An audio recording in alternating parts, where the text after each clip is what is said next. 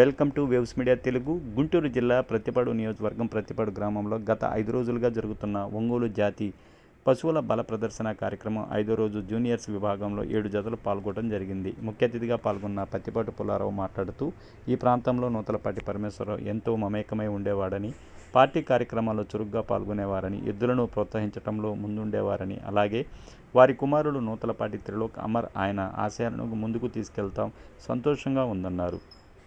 ఏపీఐఎస్పీ chairman Raghuramakrishnaraju మాట్లాడుతూ ఎడ్ల పందాలు ఖర్చుతో కూడుకున్న వ్యవహారమని, వ్యయ ప్రాణాలు వచ్చి ఎడ్లను మేపటం చాలా గొప్ప విషయం అన్నారు. వంగవీటి ఆశాకిరణ్ మాట్లాడుతూ రైతుల వ్యయ ప్రయాసాలతో ఎడ్లను మేపుతున్నారు. వారికి ప్రోత్సాహకరంగా ప్రభుత్వం కూడా వారికి ప్రోత్సాహం ఇస్తే బాగుంటుందన్నారు.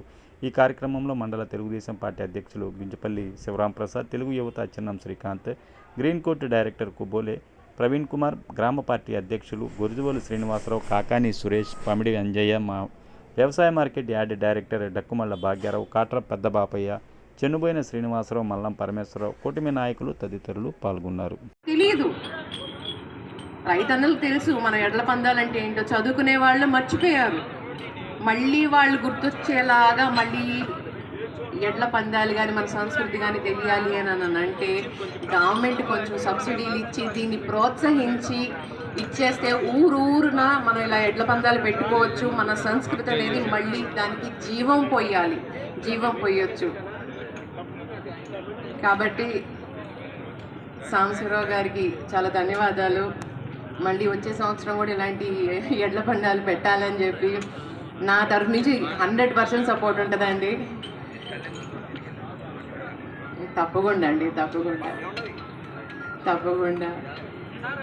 అలాగే ప్రోగ్రామ్ నిర్వాహకులకు చాలా ధన్యవాదాలు. ఎన్నో లక్షలు ఖర్చు పెట్టి, సొంత డబ్బులు ఖర్చు పెట్టి పందాలు పెట్టారు. వాళ్ళు కూడా ఏంటనంటే సంస్కృతి ముందుకు తీసుకెళ్లాలని చెప్పేసి ఈ పందాలు పెట్టారు. చాలా ధన్యవాదాలు. అలాగే ఇక్కడ వచ్చిన రైతన్నలకు పరమేశ్వర గారి కుమారులు అమ్మరు, తిలక్, వారిద్దరు త్రిలోక్ మా పరమేశ్వర గారి ప్రజల్లో ఉండేటువంటి మనిషి. పంచాయతీకి పోటీ చేశారు, ప్రజల్లో ఉన్నారు. పత్తిపాడు నియోజకవర్గం అంటే హెడ్ క్వార్టర్లో గుర్తొచ్చేది మా పరమేశ్వరరావు గారు. ఆ విధంగా నాకు మంచి ఆత్మీయులు ఆనాడు. ఈనాడు వారి కుమారులు ఇద్దరు, వారిని జ్ఞాపకార్థం ఈ ఎడ్ల పందాలు కంటిన్యూ నిర్వహిస్తూ ఉన్నారు. భవిష్యత్తులో కూడా నిర్వహిస్తామని చెప్తున్నారు. అది గొప్పతనం, అంతేనా? అమ్మార్ అండ్ త్రిలోక్ రేపు వారి వర్ధంతి. ఈరోజు మా సాంబశివరావు గారు, రాధాకృష్ణ గారు ఎక్కడ పోయినా వారిద్దరు లేని జరగవు ఈ పందాలు.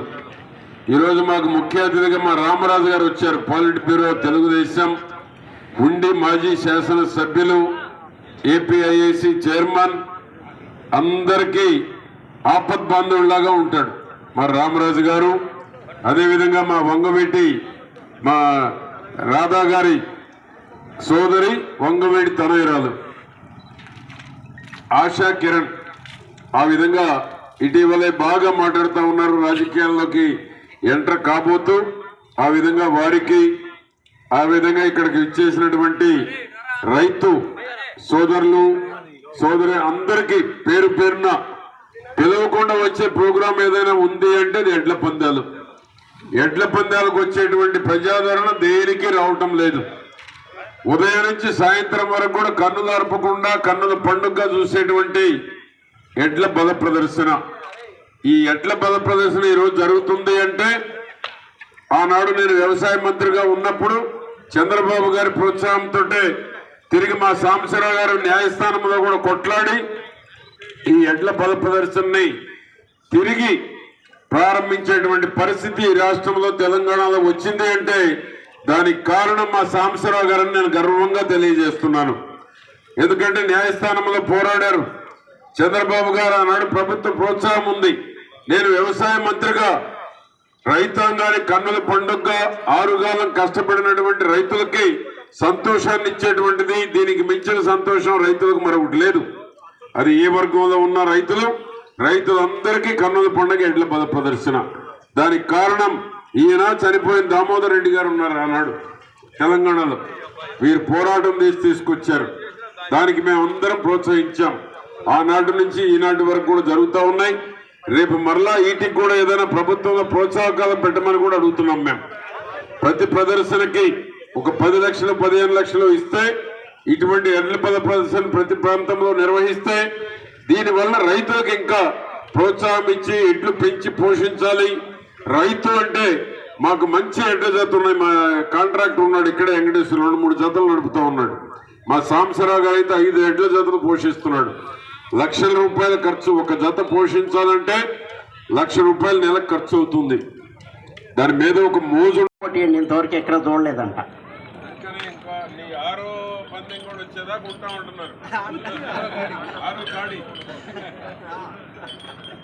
అందరికీ నమస్కారం. ఇక్కడ విచ్చేసిన పెద్దలకు, అలాగే నా రైతన్నలకు అందరికీ నా హృదయపూర్వక నమస్కారాలు. నన్ను ఇక్కడ ఆహ్వానించిన కమిటీ మెంబర్లకు చాలా ధన్యవాదాలు తెలియజేసుకుంటున్నాను. నిజంగా చెప్పాలంటే చిన్నప్పుడు ఎప్పుడో ఎడ్ల పందాలు చూశాను.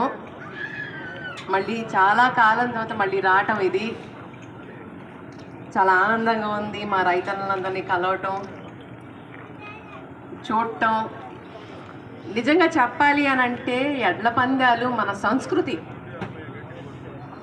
ఇవాళ ఎక్కడికైనా వెళ్తే ఎక్కడెక్కడ ఇన్ని చోట్ల ఇన్ని ఎడ్ల పందాలు జరుగుతున్నాయి మర్చిపోతున్నారు జనాలు, గుర్తుంచుకోవట్లేదు. మన సంస్కృతి మర్చిపోతున్నారు. ఎందుకు అని అంటే ఇప్పుడు మన పెద్ద ఆయన అన్నట్టు ఒక ఎడ్ల పందాలు జోడి పోషించాలి అని అంటే లక్షల్లో జరుగుతున్నాయి. ఎందుకు పోషించాలి అని చెప్పి చాలామంది ఆస్తులు అమ్ముకుని వెనక్కి వెళ్ళిన వాళ్ళు ఉన్నారు. కానీ గవర్నమెంట్ ఒకటి గుర్తుంచుకోవాల్సింది ఏంటనంటే ఇది మన సంస్కృతి, మన సాంప్రదాయం. దీన్ని సపోర్ట్ చేయాలి అని అంటే ఏదో ఒక స్కీమ్ కానీ ఏదో ఒక సపోర్ట్ కానీ ఇవ్వాలి. ఎందుకనంటే దీంతోపాటు చాలామంది ఉపాధి కూడా ఉంది. ఉపాధితో పాటు ఒకటి మర్చిపోకూడదు, ఎడ్ల పందాలు అనేది మన సంస్కృతి, ఆంధ్ర సంస్కృతి. ఇది ఉన్నంత కాలం మనం చాలా గొప్పగా చెప్పుకోవచ్చు. ఇప్పుడు కోడి పందాలు కానివ్వండి, ఎడ్ల పందాలు కానివ్వండి, అవన్నీ మన సంస్కృతి, ఎప్పటి నుంచి వస్తున్న సంస్కృతి. వీటిని ఎప్పుడు మర్చిపోకూడదు. మనం దాన్ని ముందు సాగు తీసుకెళ్ళాలి. ఇప్పుడు మనకు ఆంధ్ర సంస్కృతి ఏంటంటే ఉన్నాయి మనకి. కాబట్టి గవర్నమెంట్ కూడా కొంచెం దిగొచ్చి కొంచెం సబ్సిడీలు ఇవ్వాలి. మన సాంబశివరావు గారు లాంటి వాళ్ళకి సపోర్ట్ ఇవ్వాలి. ఎందుకంటే ఆయన ఆస్తులు అమ్ముకుని ఎడ్లని పోషించడమే కాదు, నలుగురికి ఉపాధి కూడా ఇస్తున్నారు ఆయన. అది ఆయన చేసిన పోరాటానికి నేను చాలా ధన్యవాదాలండి.